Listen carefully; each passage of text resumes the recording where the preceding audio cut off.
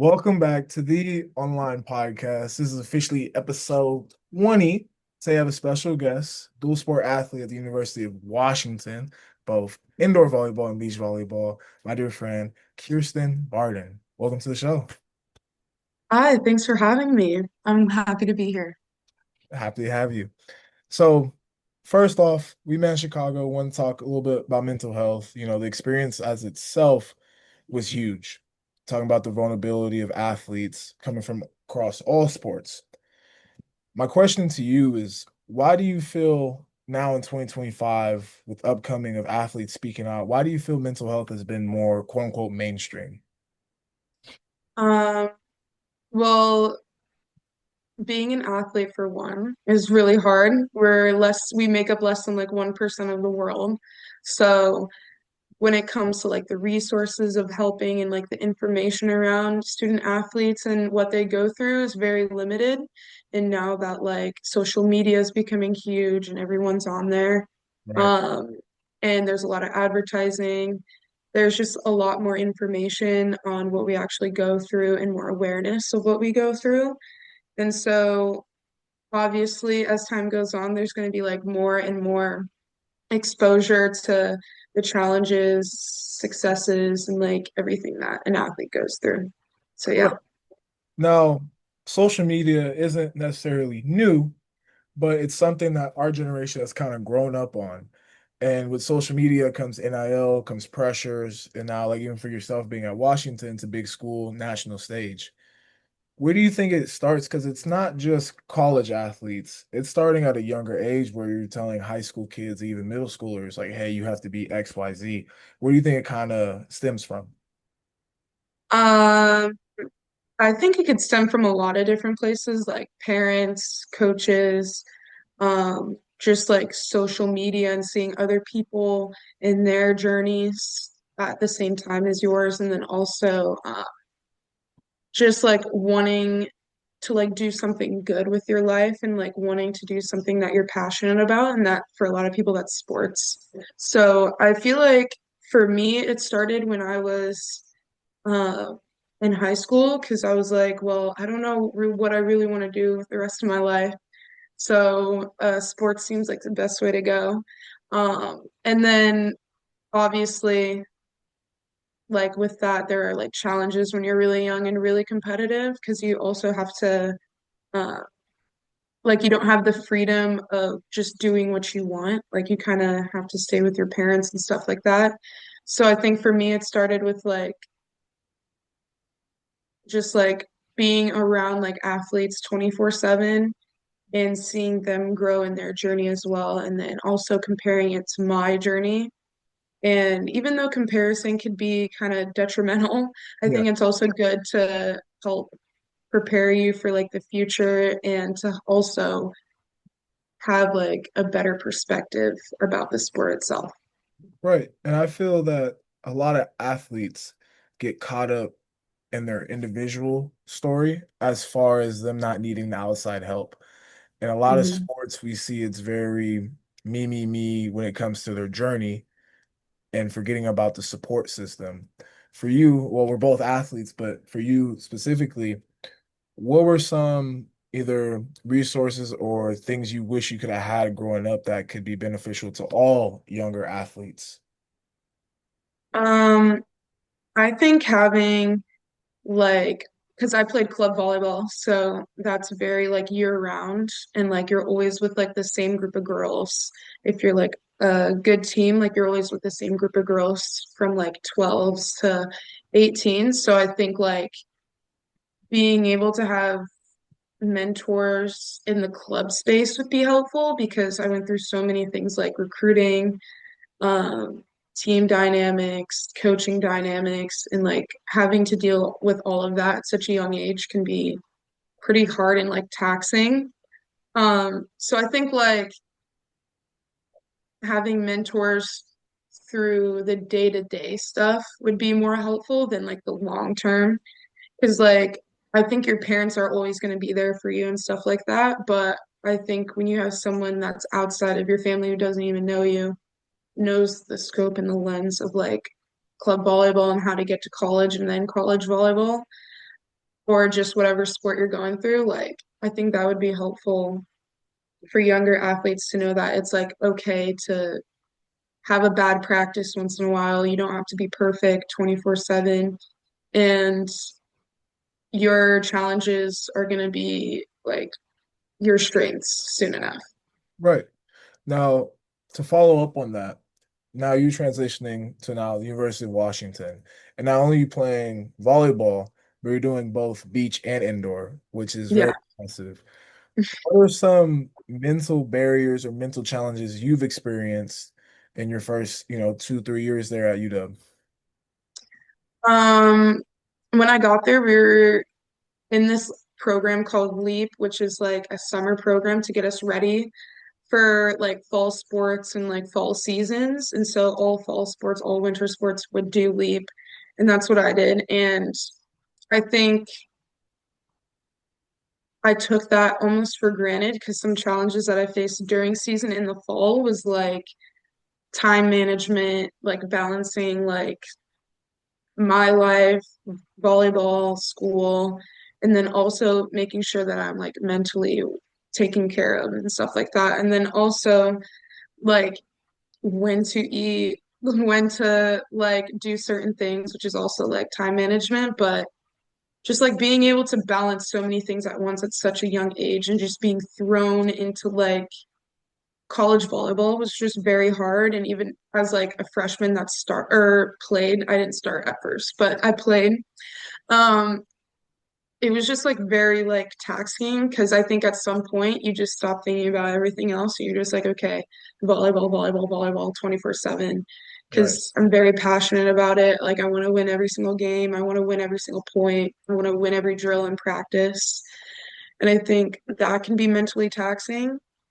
And then also for the beach side, when I transitioned after winter, um, just like knowing that like taking breaks is okay because I had a really hard time with trying to do everything at once and trying to be perfect, trying to be the best on indoor and beach. And I was putting all that pressure on myself when in reality, it's like really okay to take a deep breath and like realize that it's a team sport for a reason. You can lean on your teammates, you can lean on your coaches, and it's okay to have tough times, but it's how you like move forward from that and how your reaction is through that. Right. Now, for you, just getting away from sport, do you have or have you had any spaces where you've been able to be vulnerable and find things that kind of bring you peace outside of volleyball? Yeah. When I was when I just got done my freshman year, so like summer, I took a lot of time off from volleyball in general, like a month and a half off of no volleyball. And I think by reconnecting with like my teammates outside of like the volleyball space, like helped me have stronger connections with the people around me. And it also helped me like get my mind off of like constant volleyball and stuff like that. And also the support system at UW is like really helpful. The team psychs are amazing. I actually have a therapist right now at UW and she's awesome. She helps me with like all like mental stuff from day to day to long-term stuff. And then also my coaches too.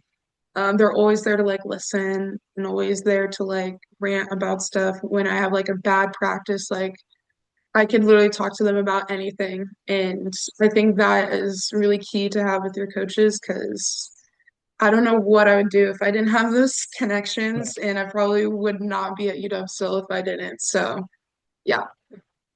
Now, I do want to now pivot back to playing both sports. I know you touched about the dynamics of having the relationships.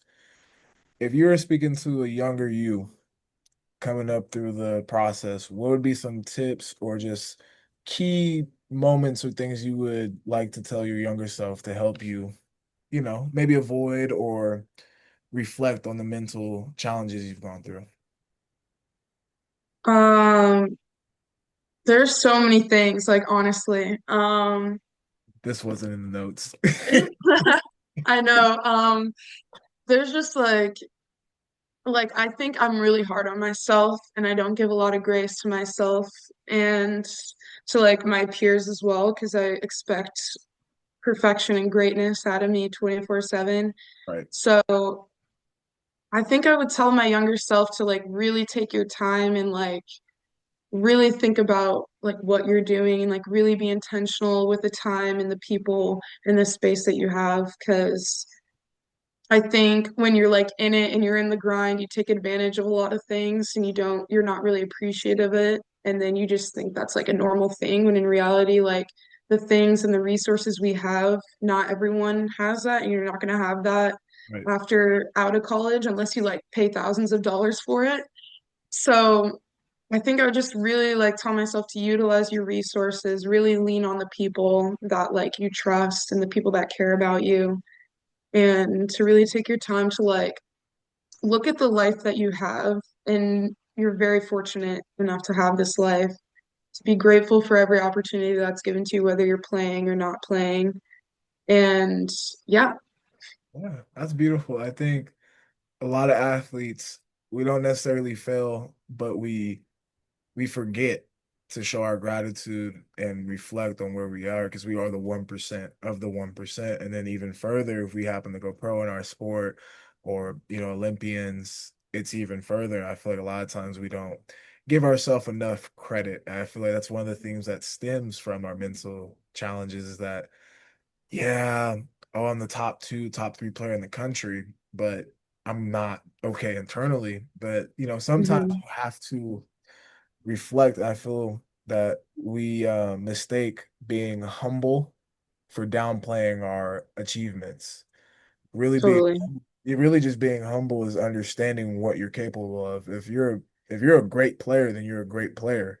You understand who you are. Mhm. That's as humble as you can be. But yeah, I totally agree and like and the humble part too is that like I think like sometimes it's like okay to talk highly about yourself even like if people are offended by that like that is not on you. That is a reaction on them. And like you can't control other people's reactions, but you can control what you do say and what you do.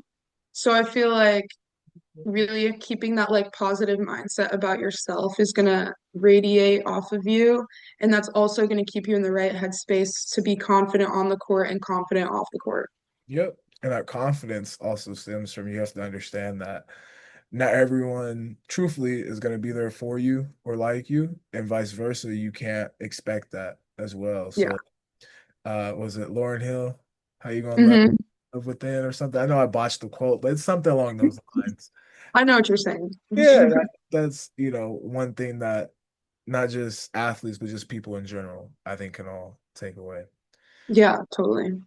When it's okay to ask for help, because I think there are some like there are some instances where it's like you have to go through these things to like Yeah, better yourself, personal growth.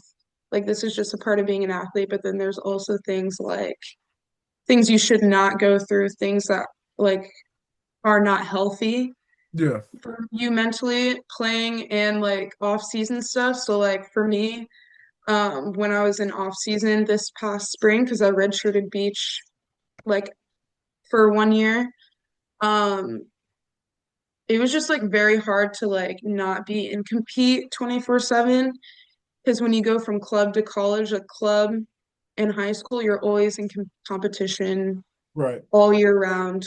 There is no like break besides like the 1.5 months you get in like the summer, and you're always in compete mode. And I think when I transitioned to college, not having like a season all the time was really hard on me mentally because I was like, okay, like what is the purpose of this? Like, why do I feel like I'm getting worse? And Right. it's like growth is not really like a line, it's more of like down, and you're always gonna like go down before you go up, like all the quotes on Instagram and stuff. So I just feel like that's really important to say because I really struggled with that and it was really hard for me to actually like be okay with failing Yeah. over and over again and not seeing that progress for a while because the long-term growth is going to take longer than the short term. Right. So now transitioning after sport and even in the off season, a lot of athletes have dealt with either athlete depression or even identity crisis. For you, what were either some signs or some tells that, you started to experience or see in your own mental battles? Um, for me, it was just more like I stopped caring about everything outside of volleyball. Like I was just laser focused on like one thing. That's all I thought about 24/7. When I woke up, that's what I thought about. When I was eating lunch or hanging out with friends, that was all I was thinking about. And then going to bed and like trying to have a good time, like watching a movie or whatever, like that's all I thought about. And it wasn't like positive things, it was like negative things, like things that I needed to work on, things I wish I could have done better in practice, or like woulda, couldas, what ifs. And like, I think you can get caught up in that too much. And it's like, you can't really control the past. You can't really control like things you already did or the future, but you can control like what you can do in this moment and your thoughts. And I think that's why being really intentional with like your thoughts, what you do, and how you present yourself Yep. is really important because like at the time I looked super tired. I looked dead inside is basically how I looked on the outside, and that's the vibe I was giving off. Like I just for sometimes I didn't even want to go to practice. I just wanted to stay home in my bed all day.